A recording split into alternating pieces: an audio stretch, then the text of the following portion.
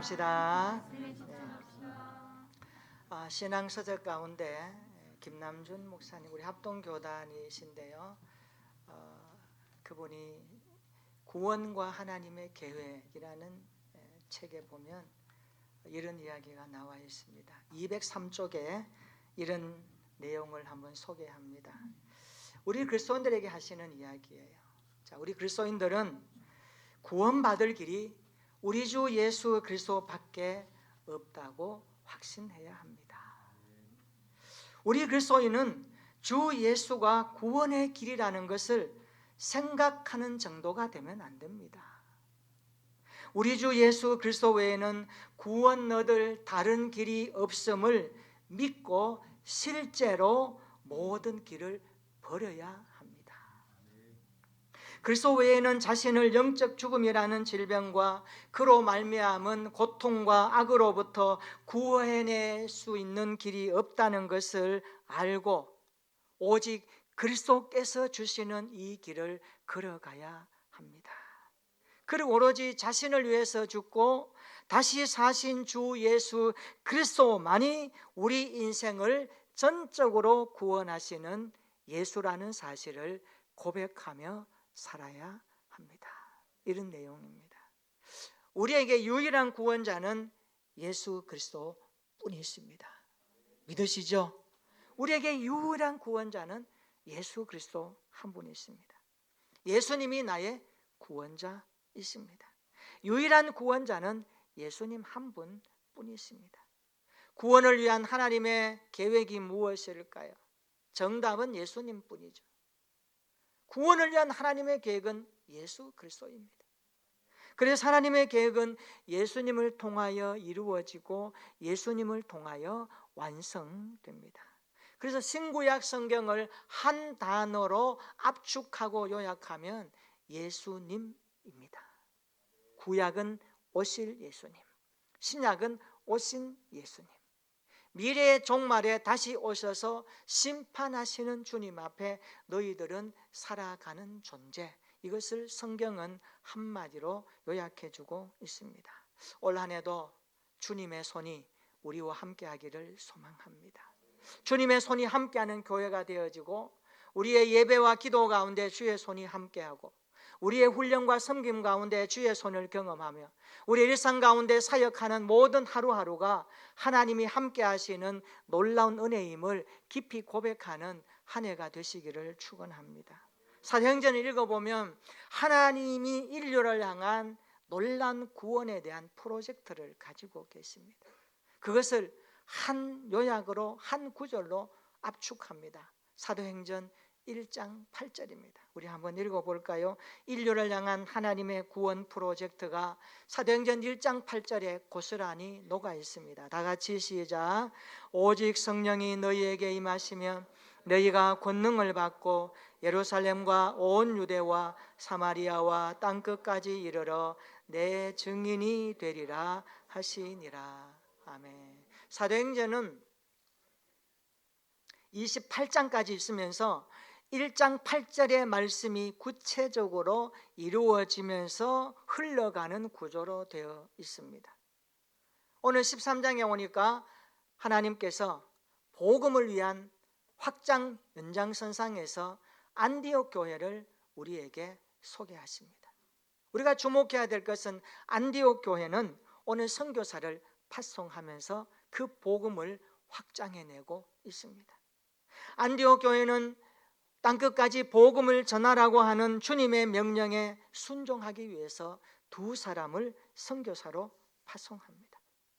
이 두 선교사의 파송은 안디옥 구석에서 일어난 사소한 일이었지만 그 시작은 초라해 보였지만 세계 역사의 흐름을 바꿀 수 있는 놀라운 독보적인 사건입니다. 왜냐하면 그때로부터 불과 300년이 못 되어서 로마 제국이 복음화되어지는 결과물을 가져오기 때문입니다.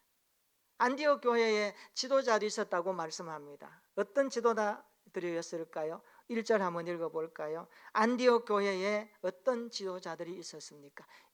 1절 한번 읽어봅니다. 시작. 안디옥 교회에 선지자들과 교사들이 있으니 고 바나바라 니그레라 하는 시므온과 구레네 사람 루기오와 분봉왕 헤롯의 젖동생 마나엔과 미 사울이라.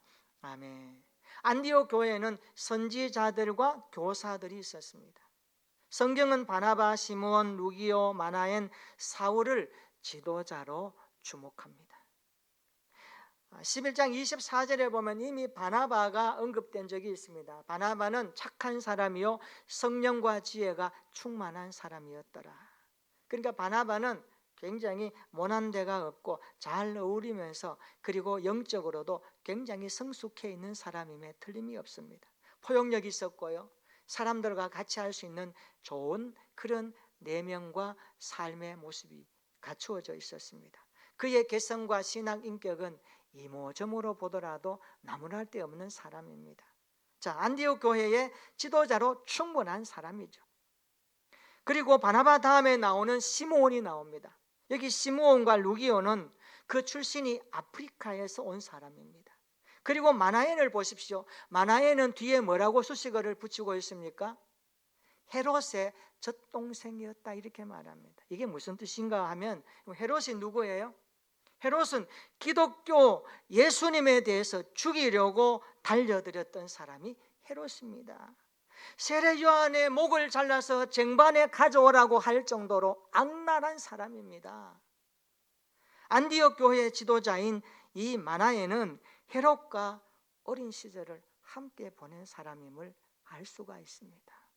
여기 젖동생이라는 말이 뭔가 하면 유모의 젖을 먹고 같이 자란 형제라는 그런 뜻입니다. 누구와요? 헤롯과 같이. 그러니까 마나엔의 어머니는 헤롯의 유모였던 것으로 추측할 수 있습니다. 자, 마나엔과 헤롯 두 사람은 어릴 때 한솥밥을 먹고 자랐지만 세월이 흐른 후에 그들의 인생은 엄청나게 달라졌습니다. 한 사람은 하나님 나라의 원수가 되었고 또 한 사람은 하나님 나라의 지도자로 천국의 일꾼이 되어 있습니다.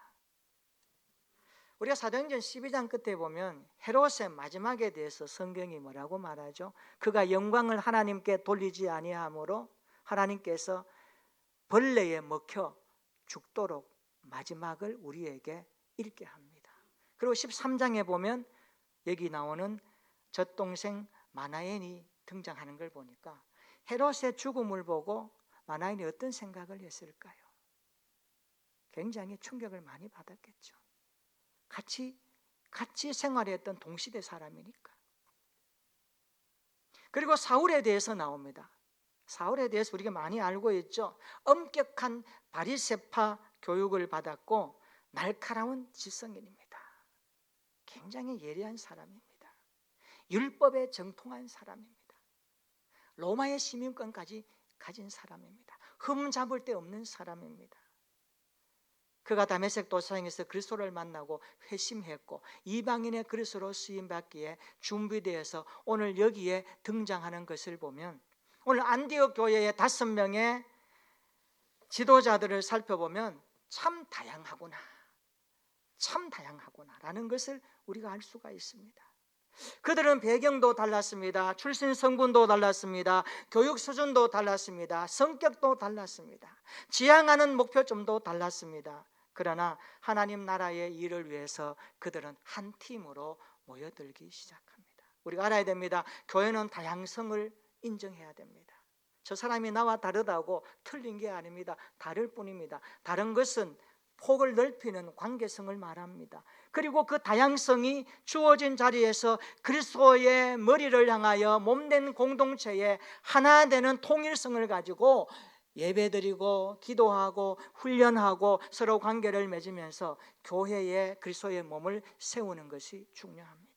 교회는 다양성을 인정합니다. 그리고 함께 연합하는 통일성을 강조해야 합니다.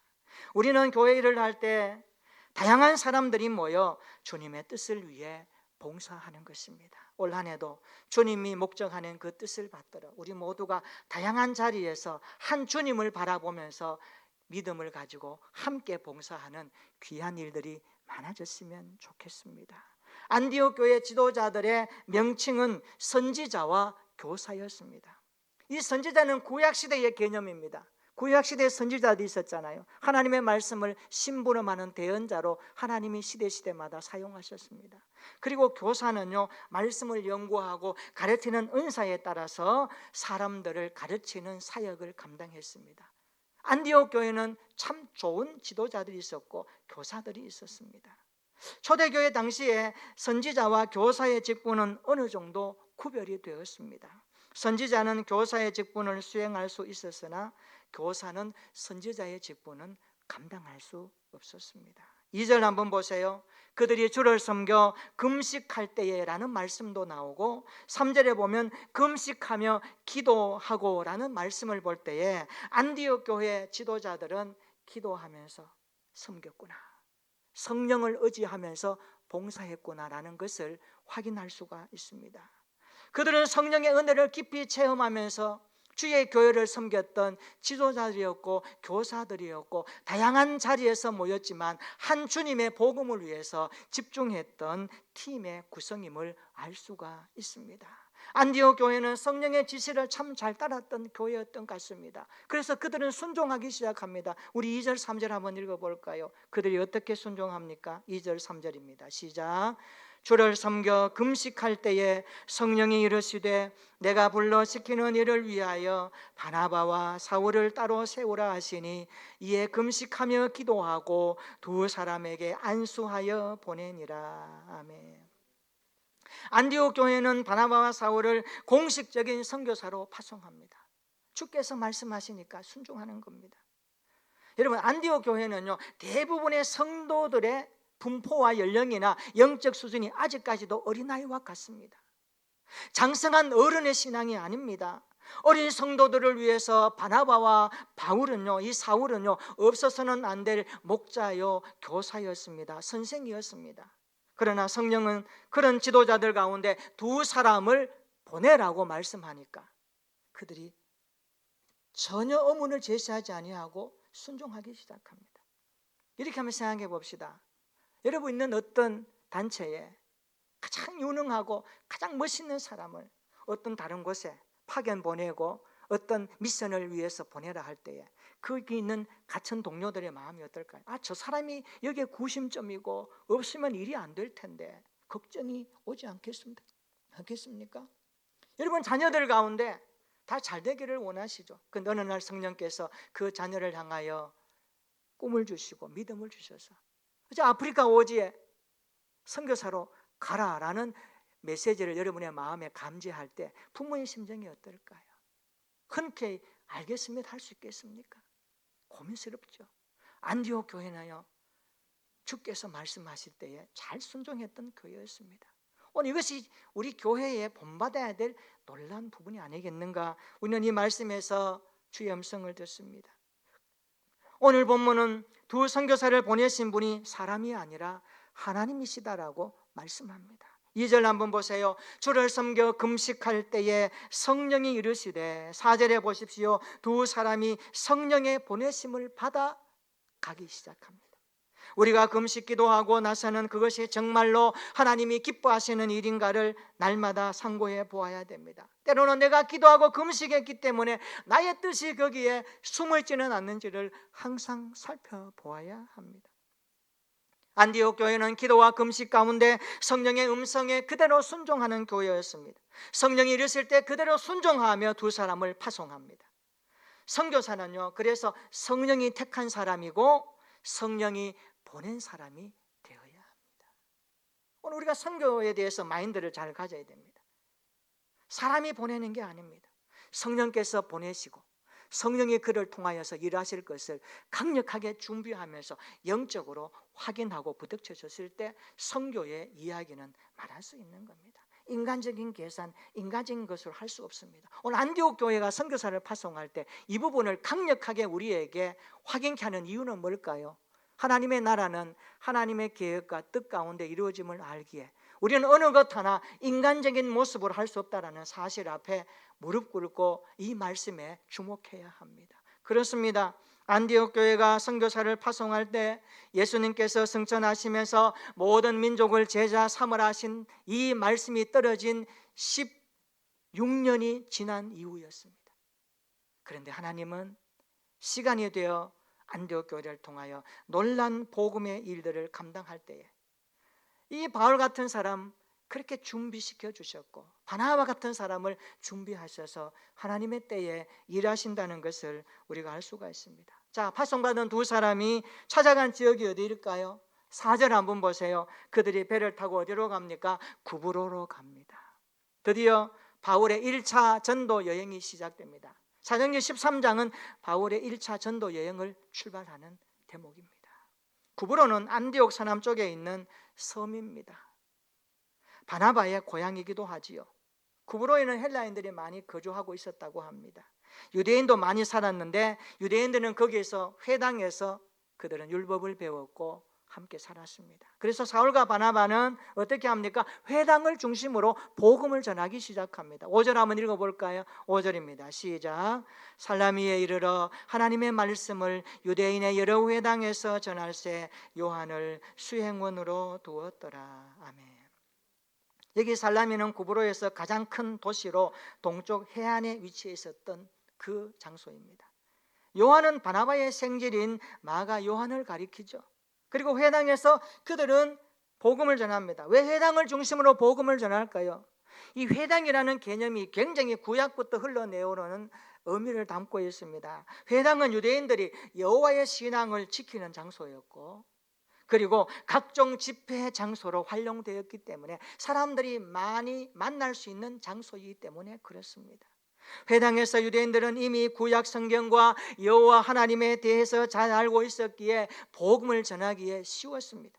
그리고 이를 거점으로 이방인들에게도 자연스럽게 복음을 전할 수 있는 환경을 그곳에서 만나기 때문에 회당에서 복음을 전했던 겁니다. 6절 한번 보세요.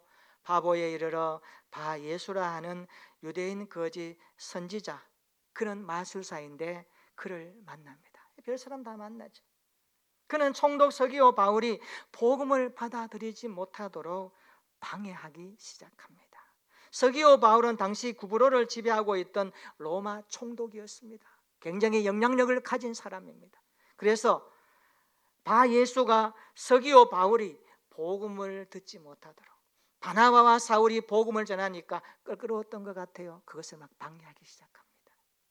7절 한번 보세요. 바 예수가 총독 서기오 바울과 함께 있었다는 것을 보면 그는 총독의 수행원으로 아마 궁중 마술사 역할을 안 했겠는가 그렇게 볼 수 있습니다. 8절에 한번 보십시오. 이 마술사 엘루마는 이 이름을 번역하면 마술사라 그들을 대적하여 총독으로 믿지 못하게 힘썼다 그랬습니다. 이해가 되십니까? 복음을 가로막았다는 겁니다. 우리 주변에 보면요, 자기도 믿지 않으면서 믿는 사람들, 믿으려고 하는 사람들에게 괜히 그냥 딴지 걸고 시비 걸고 교회가 그런 곳이야, 가지마, 뭐 복음이야, 누구를 믿어? 나를 믿지. 예수? 신경 쓰지 마라. 이런 사람들 있지 않나요? 여러분 주변에 어때요? 자기도 안 믿으면서 믿으려고 하는 사람들 괜히 그냥 딴지 거는 사람 있더라는 거예요. 바울과 바나바도 그런 상황을 경험하기 시작합니다. 마술사 엘루바는요, 서기오 총독 바울이 복음을 받지 못하도록 굉장히 힘쓰게 방해했습니다. 9절 한번 보십시오. 그런데 오늘 성경은 사울에 대하여 특이한 사실 한 가지를 소개합니다. 우리 9절 한번 읽어볼까요? 자, 9절입니다. 시작. 바울이라고 하는 사울이 성령이 충만하여 그를 주목하고. 아멘. 누가는요, 이 간단한 문구를 통하여 사울의 생애가 바야흐로 새로운 전환점으로 나아가는 것을 소개합니다. 바울이라는 이름이 여기에 처음 등장하면서 이후에 바울의 이야기를 계속 끌어가는 성경의 이야기를 보면 바울은 사실 로마식 이름이거든요. 사울은 바로 유대인식 이름입니다. 그러니까 이제 바울이 이방인에게 복음을 전파하는 일꾼으로 준비되었음을 소개하면서 오늘 바울에게 어떻게 말하고 있습니까? 9절에 뭐라고 하죠? 바울이라고 하는 사울이 성령이 충만하여 그를 주목하여. 성령이 충만했다라고 말합니다. 그리고 바 예수에게 선포합니다. 우리 10절 11절 한번 읽어볼까요? 어떻게 선포하는지 한번 읽어볼까요? 시작. 이르되 모든 거짓과 악행이 가득한 자요 마귀의 자식이요 모든 너의 원수여 주의 바른 길을 굽게 하기를 그치지 아니하겠느냐. 보라 이제 주의 손이 내 위에 있으니 내가 맹인이 되어 얼마 동안 해를 보지 못하리라 하니 즉시 안개와 어둠이 그를 덮어 인도할 사람을 두루 구하는지라. 아멘. 바울은 복음 전파를 방해하는 바 예수에게 무서운 책망과 저주를 선언합니다. 그러니까 즉시 이것이 나타나게 되어버렸어요. 오늘날에도요 하나님을 모독하고 복음을 방해하는 악한 세력들이 많습니다. 여러분 주변에 이런 사람이 있을 때 어떻게 반응하고 어떻게 대응합니까? 어떻게 대처할까요? 바울처럼 대처하면 돼요. 그런데 준비해야 됩니다. 성령 충만이 있어야 됩니다. 함부로 대처하다가는요 싸움의 원인이 될 수 있어요. 시비거리 될 수 있어요. 그때 어떻게 합니까? 기도해야 됩니다. 복음 전도자는요 외롭습니다. 주의 성령이 강력하게 일하시지 않으면 힘든 곳이에요. 우리가 복음으로 살아내는 하루의 삶이 그냥 쉬운 것이 아니에요. 조금 영적으로 생각하고 영적으로 바라보면요 만만치 않은 시대 환경이 우리 앞에 도래하지 않습니까?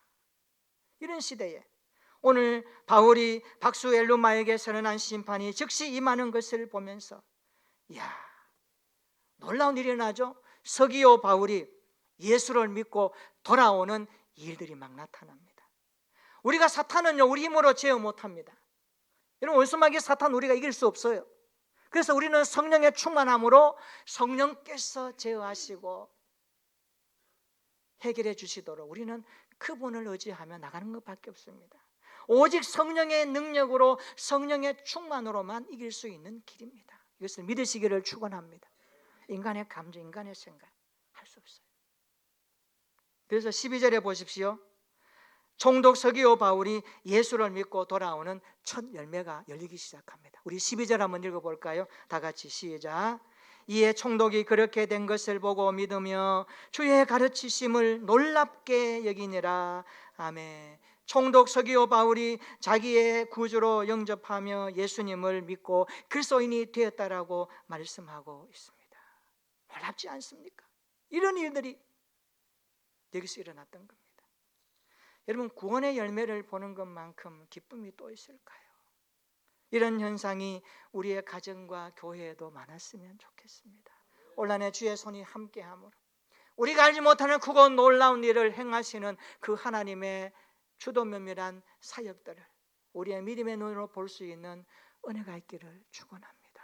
세상 가운데 살아내는 그리스도인의 삶의 정체성을 잃지 말고 복음을 가지고 살아내는 삶의 하루하루가 어찌 보면 영적 전쟁 같다는 것을 우리가 실감하기에 오늘 또 우리는 하나님 앞에 엎드릴 수밖에 없습니다. 주여 내 힘으로는 안 됩니다. 주님이 함께해 주십시오. 주의 손으로 인도해 주십시오. 기도하면서 나가는 일상의 하루가 되었으면 좋겠습니다. 오늘 구원을 위한 하나님의 계획은 예수님입니다. 교회는 하나님의 계획을 담는 공동체가 되어야 됩니다. 우리 공동체의 목적은 복음입니다. 복음을 가지고 사는 그리스도인들이 성숙해야 되고요, 성장해야 되고, 그리고 이 복음의 나라, 하나님의 나라를 확장하는 삶을 살아가야 됩니다. 타 지역에 선교, 같은 지역에 전도하면서 하나님의 나라를 세워가는 교회의 본분적 사명을 잃지 말아야 됩니다. 오늘 안디옥 교회를 보십시오. 바울과 바나바를 파송하면서 하나님의 구원 계획에 동참하기 시작합니다. 이것을 보면서 오늘 우리 교회들도 어떻게 삶의 방향을 잡아야 될지를 알 수 있지 않습니까? 그런데 구원을 위한 하나님의 계획에 나타나는 어떤 현상이 있습니다. 오늘 이것을 우리 좀 주목해 보고자 합니다. 그것이 무엇일까요? 바로 성령이십니다. 하나님의 구원 계획에 반드시 나타나고 역사하는 어떤 접촉점이 있습니다. 그것이 바로 성령 하나님의 개입이십니다. 한번 확인해 볼까요? 우리 2절 한번 읽어보십시다. 자, 2절입니다. 시작. 주를 섬겨 금식할 때에 성령이 이르시되 내가 불러 시키는 일을 위하여 바나바와 사울을 따로 세우라 하시니. 아멘. 4절도 한번 읽어볼까요? 4절입니다. 시작. 두 사람이 성령의 보내심을 받아 실루기아에 내려가 거기서 배 타고 구브로에 가서. 아멘. 9절도 한번 읽어볼까요? 9절입니다. 다 같이 시작. 바울이라고 하는 사울이 성령이 충만하여 그를 주목하고. 아멘. 여기 보시면 성령이 이르시되 성령의 보내심을 받아 성령이 충만하여 라고 말씀을 하고 있습니다. 오늘 안디옥 교회는 성령에 순종하는 교회였습니다. 마찬가지로 성령이 이르시되 말씀할 때에 저와 여러분들도 마땅히 성령의 믿음으로 반응하는 순종함이 있기를 주의 이름으로 축원합니다. 우리가 살고 있는 이 땅, 하루하루에 땀 흘리며 수고하는 그 자리가 성령께서 저와 여러분들을 보내신 자리라는 것을 확신할 수 있기를 축원합니다. 일하는 그곳에서, 내가 있는 그곳에서 성령과 동행할 수 있기를 축원합니다. 내가 있는 그곳에서 어찌 보면 바 예수와 같이 하나님을 모독하고 복음을 방해하는 악한 세력들이 있을 수가 있습니다. 반대자들이 있을 수가 있습니다. 그럴지라도 그곳에서 성령을 의지할 수 있기를 축원합니다. 우리 힘으로 영적인 세계의 원수마귀 사탄을 제어할 수 없다는 것을 알기에 성령을 의지하며 그분의 능력으로, 그분의 충만하심 임재 가운데서 우리는 이길 수 있다는 사실을 확신할 수 있었으면 좋겠습니다. 그래서 날마다 그리스도인은 성령과 함께 성령을 의지하며 살아가는 일상이 되어야 합니다. 우리가 성령으로 무장되어 있으면 구원의 열매를 볼 것입니다. 성령의 사람으로 살고 싶은 거룩한 열망이 우리 안에 있어지기를 축원합니다. 오늘 바울의 성령 충만이 나의 충만이 되게 하옵소서. 따라서 합시다. 바울의 성령 충만이 나의 충만이 되게 하옵소서. 주여, 바라옵기는 올 한 해도 내가 살아가는 세상 가운데, 일터 가운데, 환경 가운데 성령의 충만함이 아니고서는 내가 하루도 영적 세계에서 이길 수 없기에 바울의 성령 충만 같은 은혜가 나에게도 부음받게 하여 달라고 기도하며 사는 하루가 되시기를 축원합니다. 내가 성령의 사람이 되고 싶습니다. 성령의 은혜가 무엇인지를 좀 목도하고 싶습니다. 그 일의 영적 깊이를 가지고 하나님 앞에 나아가는 하루하루의 삶이 되시기를 주의 이름으로 축원합니다.